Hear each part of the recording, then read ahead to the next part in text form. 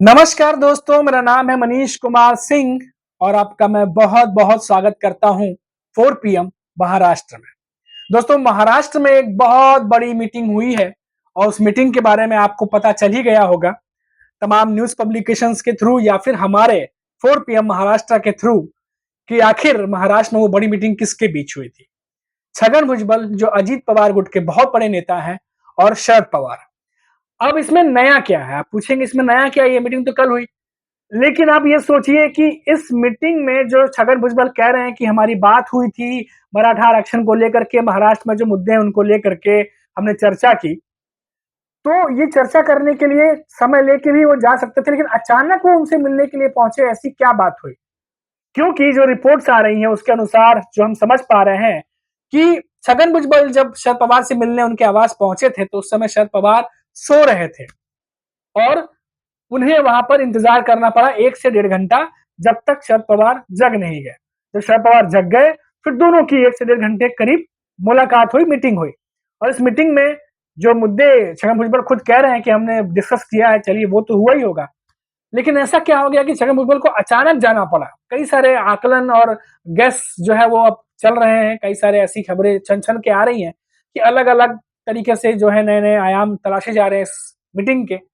लेकिन एक खबर जो आ रही है, हमने सोचा आपसे वो बताया जाए, आपसे डिस्कस किया जाए कि महाराष्ट्र में जो इस साल होने वाले विधानसभा चुनाव से पहले राज्य में जो सियासी हलचल तेज हुई है, उस हलचल को और ज्यादा बढ़ा रही है शरद पवार और छगन भुजबल की ये मीटिंग। आखिर क्यों पहुंचे थे भुजबल अचानक शरद पवार के पास? कहा जा रहा है कि बारामती में छगन भुजबल जो है वो कुछ मराठा आरक्षण और ओबीसी को लेकर के कुछ बातें कर रहे थे, जहां उन्होंने शरद पवार और एनसीपी को जो है कई कई बातें ऐसी कह दी जो उन्हें नहीं कहनी चाहिए थी। और जब ये बातें मालूम चली शरद पवार के जो एनसीपी के बड़े नेता हैं या चाहे अजीत पवार है खुद के एनसीपी के जो बड़े नेता हैं कई, उन्हें वो बातें उतनी अच्छी नहीं लगी। और शायद ये बात छगन भुजबल भी जानते थे कि ये बातें नहीं कहनी चाहिए थी शायद, और ऐसा माना जा रहा है कि शायद इसीलिए छगन भुजबल शरद पवार से मिलने पहुंचे। अब इस मीटिंग से ये भी कहा जा रहा है कि छगन भुजबल ने एक तीर से 2 निशाने लगाए हैं। अब वो 2 निशाने कैसे लगाए हैं? अब दोनों नेताओं के बीच में चर्चा से जो जुड़े लोग हैं, लोगों का कहना है कि ये बैठक छगन भुजबल द्वारा नुकसान की भरपाई के लिए की गई थी, जो उन्होंने बारामती में कहा था। अब एक सूत्र ने कहा है कि भुजबल को एहसास हो गया था कि उन्हें इतना मुखर होना नहीं चाहिए था।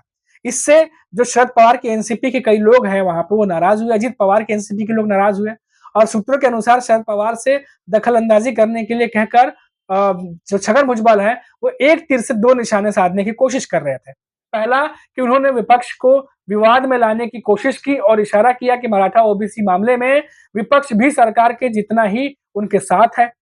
दूसरा, उन्होंने ये इशारा करने की भी कोशिश की कि राज्य में मराठा नेताओं में से एकनाथ शिंदे भी इस समस्या का हल निकालने में कामयाब नहीं रहे। अब इस साल की शुरुआत में छगन भुजबल ने आरक्षण विवाद पर महायुति के अंदर चल रहे मतभेदों को सामने लाने की किसी तरह की कोई कसर नहीं छोड़ी। उन्होंने नवंबर 2023 में राज्य सरकार द्वारा ओबीसी कैटेगरी के तहत मराठा आरक्षण देने की कोशिश के विरोध में सरकार से इस्तीफा दे दिया। उस समय यह माना जाता था कि बीजेपी को इस सबका समर्थन हासिल था, क्योंकि वो ये तय करना चाहती थी कि ओबीसी किसी भी तरह नाराज ना हो, भले ही सीएम एकनाथ शिंदे मराठों को शांत करने की कोशिश कर रहे हो। हाल ही के कुछ महीनों में छगन भुजबल कई मुद्दों पर महायुति से सहमत नहीं दिखे। इससे अटकलें लगाई जा रही थी कि क्या वो पाला बदल सकते हैं। उन्होंने साफ तौर पर कहा था कि लोकसभा चुनाव प्रचार के दौरान एनडीए के 400 पार के नारे ने पार्टी को काफी नुकसान पहुंचाया। वहीं जब भारतीय जनता पार्टी ने मुंबई में होर्डिंग गिरने की घटना के लिए शिवसेना प्रमुख उद्धव ठाकरे को दोषी ठहराया तो वे उनके समर्थन में उतर आए। इस घटना में 9 लोगों की मौत हुई थी। इतना ही नहीं, उन्होंने प्रदेश के स्कूलों में मनुस्मृति को शामिल करने की सरकार के प्रस्ताव का भी विरोध किया। कई जगह पर छगन भुजबल जो है वो अपने ही पार्टी के जो नेता हैं, जो दल हैं, उनके खिलाफ जो बोलते हुए वो दिखाई दिए। अब ये माना जा रहा है कि ये जो मीटिंग हुई है इससे छगन भुजबल जो है वो कई सारे बातें जो है वो कहते दिखाई दे रहे हैं। लेकिन छगन भुजबल और शरद पवार की जो मीटिंग है इस पर महायुति के नेता क्या बोल रहे हैं, जो महायुति गठबंधन है उनके नेता क्या बोल रहे हैं? सोमवार को भुजबल के महायुति सहयोगियों के पवार के साथ उनकी मीटिंग हुई थी।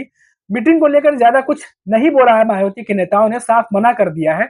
और बीजेपी के प्रदेश अध्यक्ष चंद्रशेखर बावनकुले ने कहा कि छगन भुजबल और शरद पवार की बैठक राजनीतिक नहीं है। अगर अलग अलग पार्टियों के दो नेता किसी मुद्दे पर चर्चा करने के लिए मिलते हैं तो इसमें कुछ गलत नहीं है। उन्होंने कहा कि कुछ विपक्षी नेताओं की मनगढ़ंत सोच है।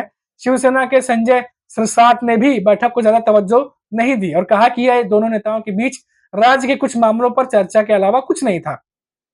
तो इस तरीके से हल्के फुल्के बयान जो है वो महायुति के नेताओं की तरफ से आए हैं। लेकिन जिस तरीके से छगन भुजबल जाकर के पहुंचे शरद पवार के पास अचानक मिलने के लिए, और इस मीटिंग की भनक किसी को भी नहीं थी और यहाँ तक कि शरद पवार को भी नहीं थी। तभी जब वो वहां पहुंचे तो शरद पवार उस समय सो रहे थे, जो रिपोर्ट्स के अनुसार बातें सामने आ रही हैं। अब जैसा कि मैंने आपको बताया कि जब ये वहां पहुंचे शरद पवार के आवास पे, तो वहां छगन भुजबल फिर इंतजार भी किया उन्होंने 1 से 1.5 घंटा कि जब शरद पवार जगेंगे तब उनसे मुलाकात होगी, और जब वो जगे तब उनसे मुलाकात हुई। फिर 1 डेढ़ घंटे मीटिंग हुई। तो लगभग बहुत ज्यादा समय जो है छगन भुजबल ने वहां गुजारा है। अब छगन भुजबल के पॉइंट ऑफ व्यू से सोचिए तो ये मीटिंग कितनी अहम रही होगी। अब जाहिर सी बात है कि कई सारे संवेदनशील मुद्दे हैं महाराष्ट्र में जो लगातार डिस्कशन चल रहे हैं, लेकिन ऐसा कौन सा डिस्कशन अचानक से आ गया कि छगन भुजबल को शरद पवार के घर तक जाना पड़ा और वहां उन्हें इंतजार करना पड़ा, और वो इंतजार करके कि मैं वहां से मिलके ही जाऊंगा ऐसा ठान करके वो आए थे कि अचानक ऐसा क्या हो गया था। तो कई सारे ऐसे अटकलें हैं, सवाल हैं जो लोगों के जहन में, जो राजनीतिक गलियारों में घूम रहे हैं।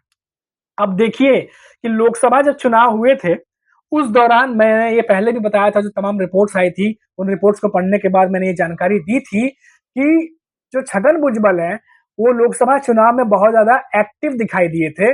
जब तक ये खबरें आ रही थी कि नासिक से उन्हें चुनाव लड़ना है, उन्हें टिकट मिल सकता है, और उनका भी पूरा मूड था कि नासिक से वो चुनाव लड़े। लेकिन अंत अंत में किसी भी तरीके से करके जो है, जो महायुति थी उनका टिकट कटा और किसी और को टिकट दे दिया गया।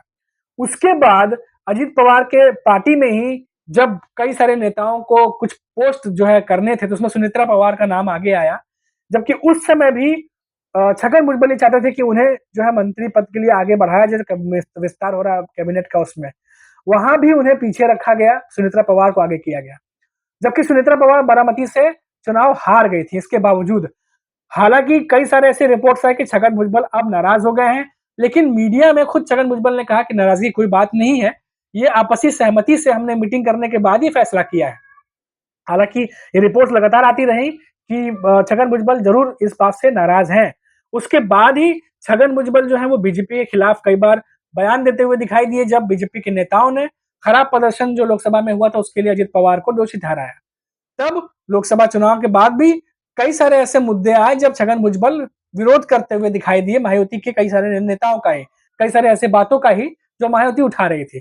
तो ऐसे में ये बार बार सवाल उठने लगा, क्या छगन भुजबल पाला बदलने तो नहीं वाले? और जिस तरीके से वो आगे बढ़ रहे थे सभी को लग रहा था कि ऐसा ही कुछ होने वाला है। इसीलिए ये जो मीटिंग हुई है, भले ही छगन भुजबल ये कह रहे हो कि मराठा आरक्षण को लेकर के जो तमाम मुद्दे हैं उन पर हमारी चर्चा हुई है, लेकिन ये अटकलें इसीलिए गर्म है क्योंकि जिस तरीके से छगन भुजबल बयान देते रहे हैं, जिस तरीके से उनका योगदान रहा है, हर किसी को ये लग रहा था कि वो पाला लगता है बदलने वाला है। खैर, ये तो आने वाला वक्त बताएगा कि आखिर किस तरफ कौन जाता है और कब कौन पाला बदलता है। तो फिलहाल अभी के लिए इतना ही, फिर लौटेंगे तो बात करेंगे महाराष्ट्र की किसी बड़ी खबर पर। तब तक के लिए मुझे इजाजत दीजिए। नमस्कार।